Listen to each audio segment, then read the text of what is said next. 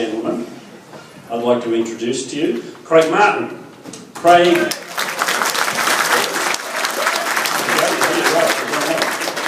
is from BLMA. He's a US manufacturer of model trains, and I'm not going to say much more because he's going to tell us about how and why he started in the business and a bit about his production process. So, thanks Craig, over to you. Well, good day, mate. And I'm going to end there because I don't want to make a fool of myself on the accent. But anyway, first of all, thank you guys for having me. I really appreciate it. It's a pleasure being here. It's my first time in Australia. And you guys, you know, a very warm welcome, and everybody here is very nice, and I really appreciate it. So I'm going to try to keep this somewhat short because I don't want to bore you, and we're going to eat. So we'll get to the details here. A little introduction about myself. I started in model trains, like many of you guys, probably from day one. Couldn't tell you why or what the whole attraction is, but love it to this day. And there I am in front of an M-Track F40PH. I'm obviously 27 years old, live in Orange County, California, Fullerton to be exact. That's where the business is run out of. Put a little map there. Fullerton's the red dot there in the Los Angeles basin. I went to California State University, Fullerton. I got my degree in advertising, which I started the business in the year 2000. I'll talk about that in a second. But it's really kind of helped me, with my advertising degree to just promote the business and go through the daily steps of the business. Got my minor in business as well. So I go way back as a partial Aussie, if you will. My grandmother grew up in Australia. She's born and raised right outside of Sydney. My grandpa met her during World War II. She came over on a freighter in 1947, so I'm a quarter Aussie, so if that means anything.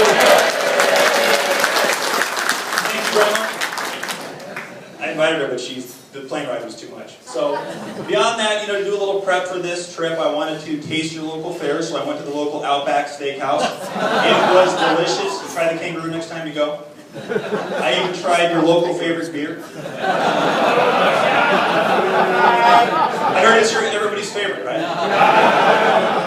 That's what we give to you. Totally kidding. So some early model work. This is myself personally here, kind of a little bit of a background. I started doing custom painted locomotives, and I was telling somebody earlier that I went on the forums when I was 15 years old and told people, hey, I can do a custom painted locomotive. I didn't even have an airbrush. Which is maybe a stupid, kind of, that's a dumb thing to do, but people sent me locomotives, they sent me checks, I cashed the checks, bought the airbrush, taught myself how to paint. Here we are today. So these are two early custom paint jobs. This is from easily 2003, 2002 time frame. Here's some additional early BLMA stuff. Detailed, C44-9W Southern Pacific, GP7U that I scratch built the cab on and had some fun with it.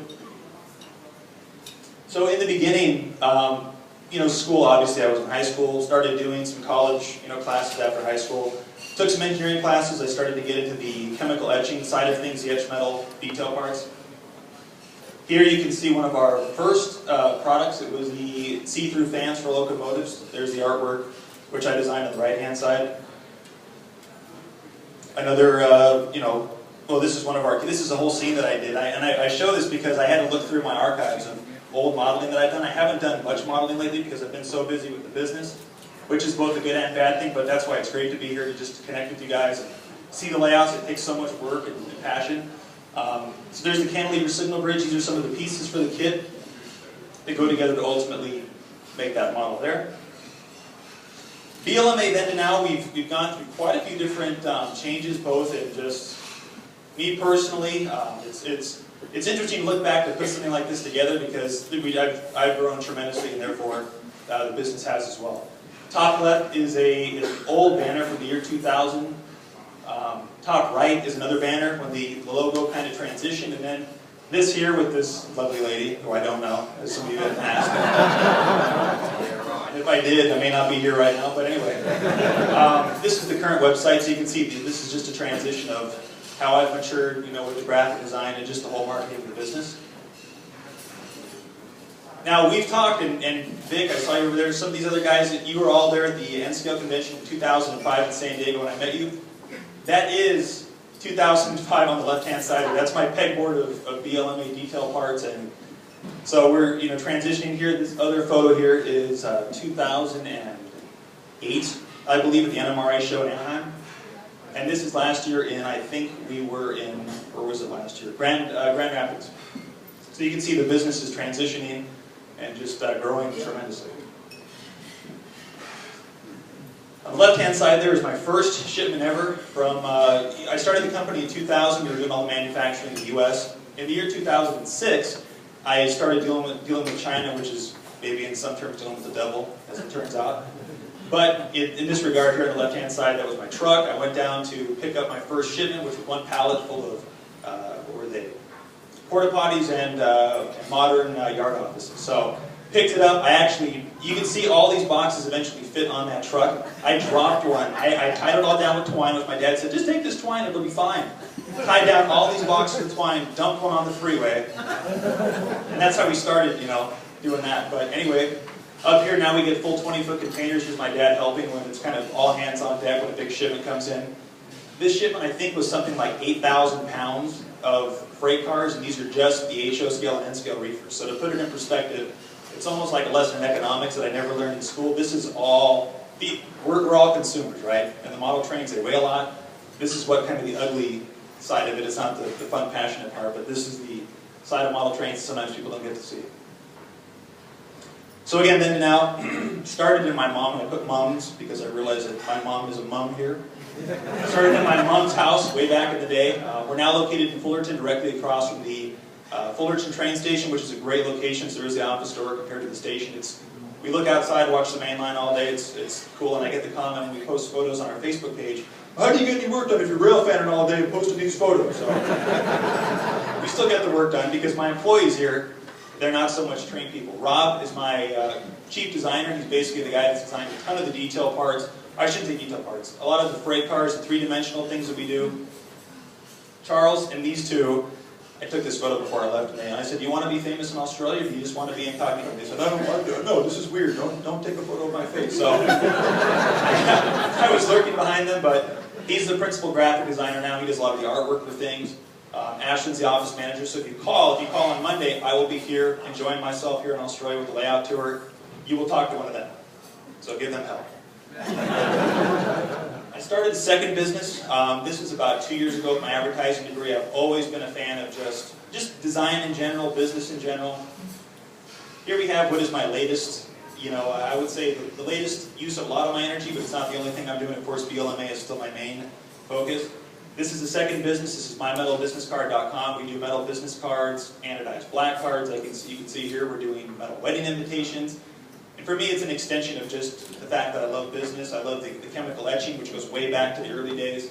So this is kind of a new venture for me. It's doing very, very well. The office staff, they do a little bit of both. So if you call, we literally pick up one phone, but there's two different lines depending on what company you call. So it's, we're doing magic there, if you will.